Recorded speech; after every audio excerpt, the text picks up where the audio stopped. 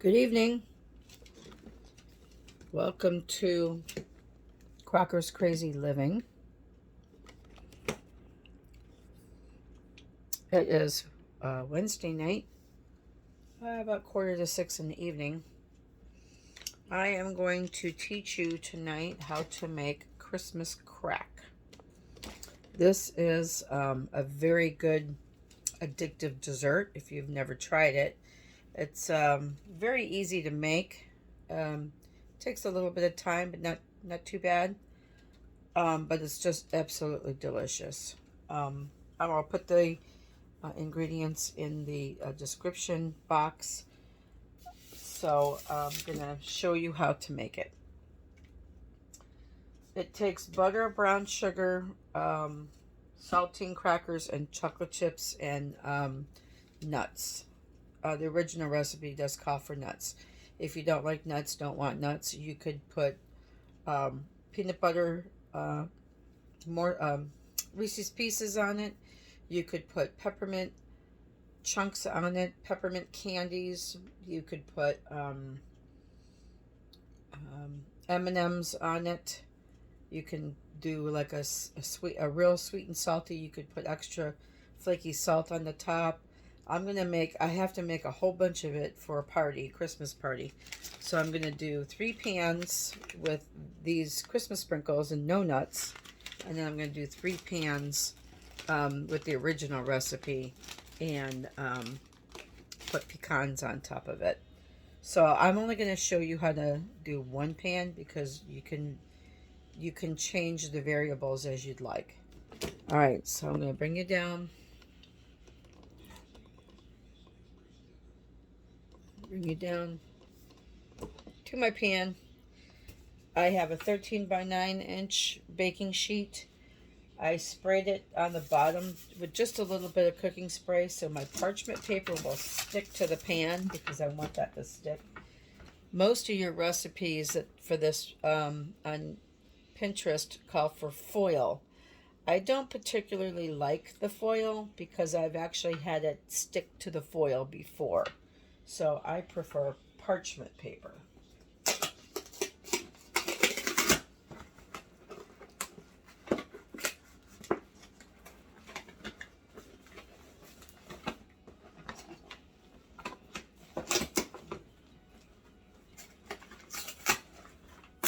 If you're somebody that really, really loves a sweet and salty combination, you're going to absolutely love this.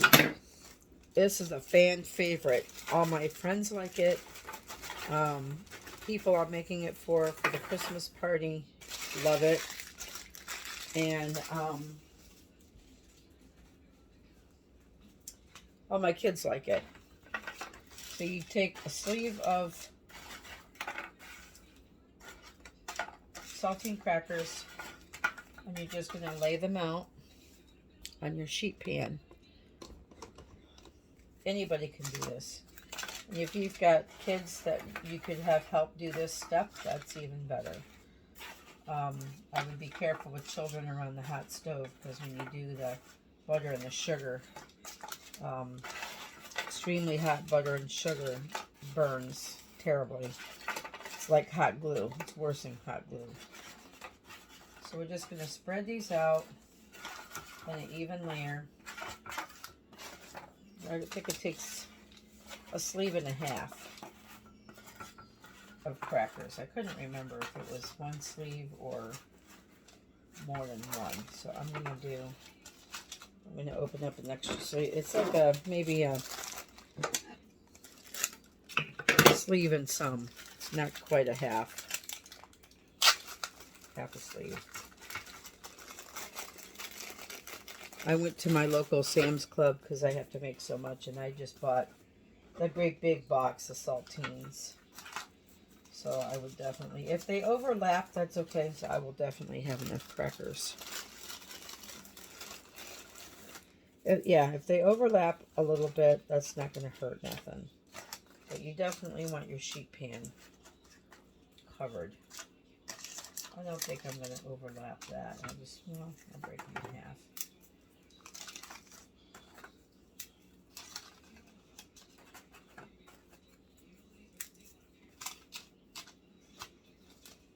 All right. All right, so you got the crackers laid out. You're just going to let that sit there. And then I'll bring you over to the stove. And I'll set you up on the stove. Oh, for the butter and the sugar.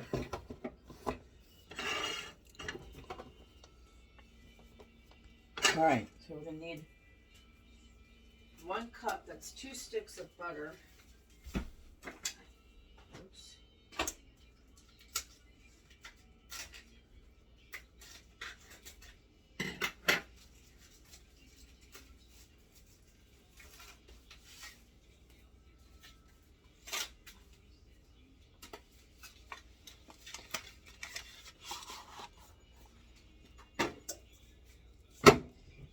You also want to turn your oven on 400 because we're going to bake this for 7 minutes after you do the toffee. All right, turn my stove on. So 2 sticks of butter, 1 cup. I'm going to measure out 1 cup of brown sugar.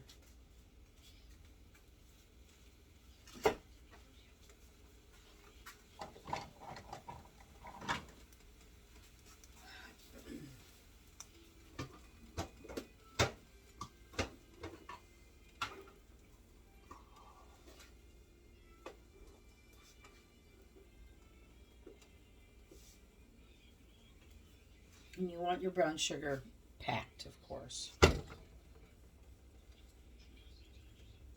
right.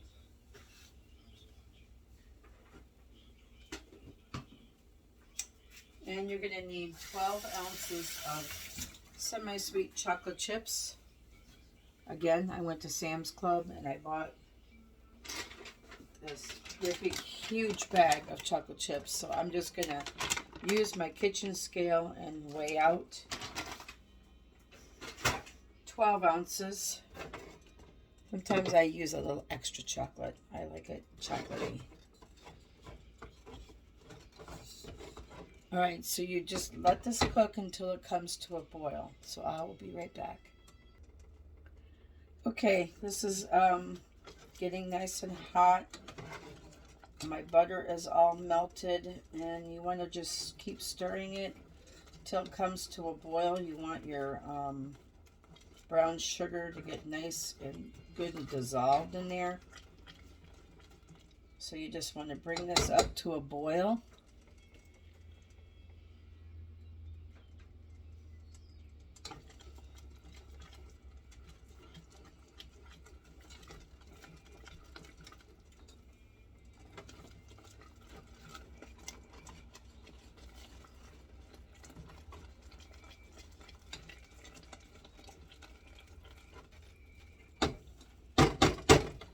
Once you get this up to a boil, then you're going to set your timer for 3 minutes.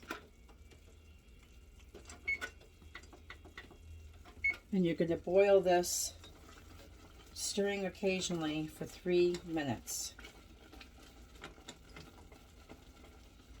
Make sure that you have a medium saucepan for this, because you don't want to put it in a small saucepan and have it boil over.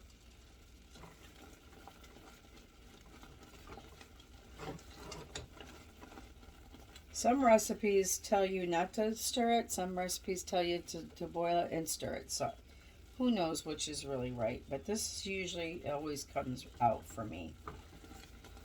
I've never had it not turn out well.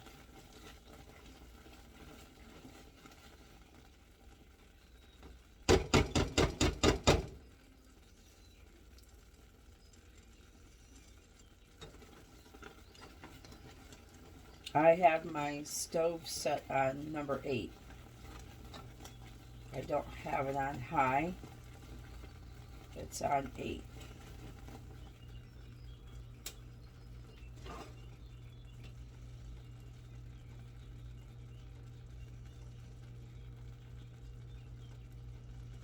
All right, I'm going to continue that boiling. I'm going to bring you back over to the table.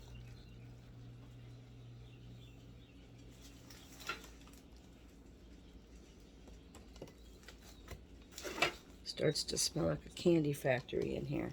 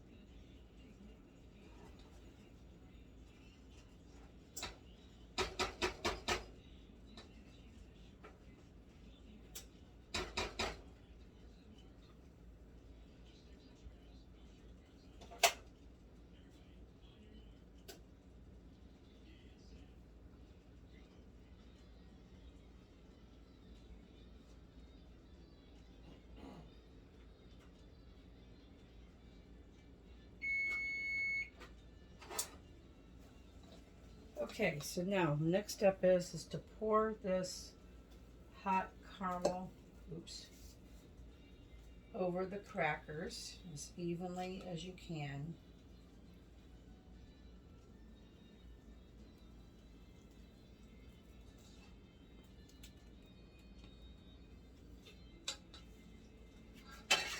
I take an offset spatula and I kind of just spread it all around, get all those crackers coated as fast as you can.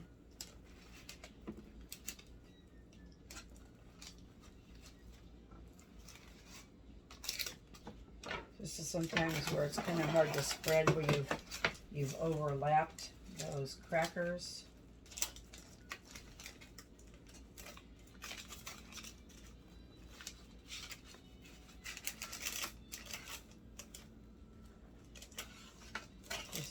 It on there as best as you can. Get it all around. Try to get all those bits of crackers covered up.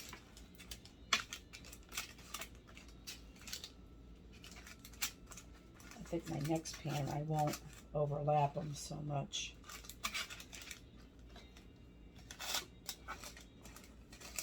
I've got kind of really almost burnt.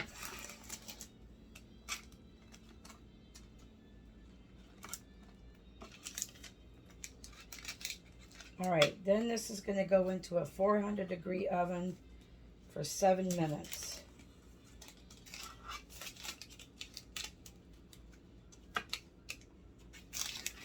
$400 for 7 minutes, and then I'll be right back. Okay, so here we go. This is what your pan, it's been 7 minutes. This is what your pan should look like. All melted on there, nice and even and bubbly. So now I've weighed out a little over 12 ounces of chocolate chips. I'm going to sprinkle these on. If I feel, it depends on what you like. I like a little extra chocolate on mine. I know my daughter-in-law, Tiffany, she goes with just the bare minimum of chocolate because she doesn't like a lot of chocolate on hers. So it's pretty much what you feel for personal preference. I like chocolate, so I'm adding a good bit of chocolate. This was not quite 13 ounces of chocolate chips. So I might just do another handful of chocolate chips. Okay, a pretty nice size handful.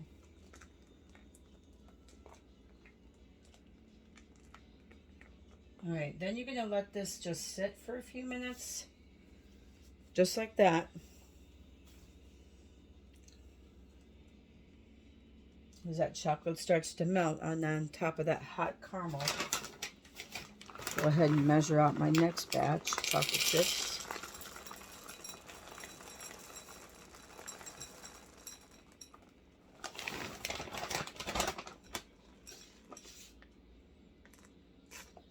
do that. That's 13, almost 14 ounces of chocolate chips. All right, I'll go 13.5 ounces of chocolate chips. I have a lot of chocolate chips.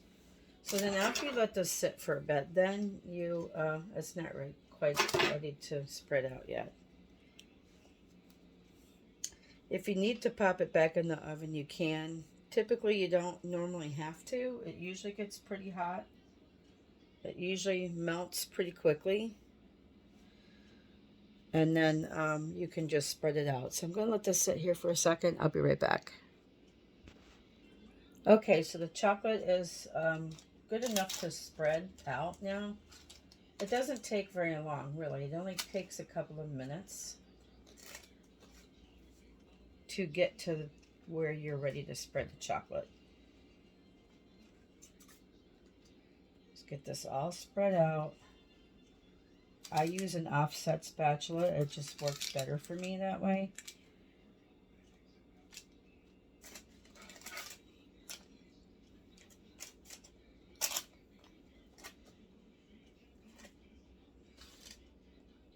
I'm going to turn my pan around so I can get this side. It's kind of hard to do it with this direction.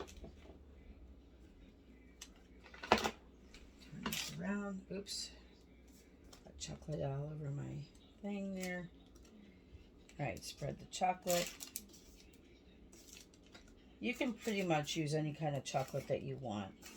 I just use good old-fashioned Nestle's Toll House chocolate. You could use Ghirardelli's. You can do whatever you like. I like the semi-sweet chocolate though. I don't get anything richer than that for this. I just don't prefer that, that's all. All right, so now I got the chocolate all spread out.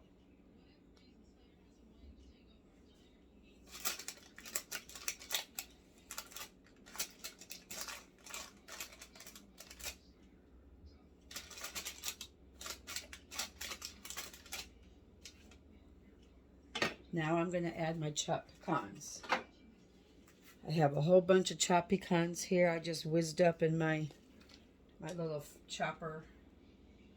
If you have people that can't have nuts, don't put it on there. You can use, like I was saying before, there's lots of variables. You can use, if you wanted to do coconut on top, you could do that. If you wanted walnuts, you could use walnuts. You could use any kind of candy on here that you'd like. I thought it would be pretty good to put the Andes, like the Andes, you can buy those Andes candies morsels at the store now, and at the holiday times. Walmart usually carries them. I'm just going to do that with the nuts. And that's it. At this point, you just put it in your refrigerator. I put it in the freezer. Different recipes to say different things. I'm going to pop this in the freezer. I'm going to leave it there overnight. And it only takes a couple hours to set up. I'm going to leave mine there overnight. And then I'm going to take it out tomorrow. And what you do is you take the parchment and you just bust it up into pieces. And you can store it in an airtight container for up to a month. You could keep it in your freezer. I'm going to put it in gallon-size Ziploc bags and keep it in the refrigerator until Friday night for the party. So that is it for Christmas crack. If you have not tried it, it is amazing. You're going to love it. I tried it at a Christmas party one year, and I had to have the recipe. Now it's all over Pinterest. So I will definitely put what I use in the description box. Thank you for watching. If you haven't subscribed to my page yet, please subscribe. Give me a thumbs up. That helps me out. If you want to be reminded of the next time I post a video, ring the bell. And if you have any questions or comments, you can please just post them in the comment section. I'll do my best to answer your questions. And that's it for Christmas crack. It's delicious. It's addictive.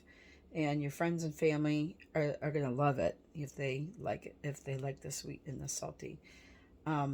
All right, that's it for the night. I'll catch you with another recipe at another time. Thank you so much for watching. Bye.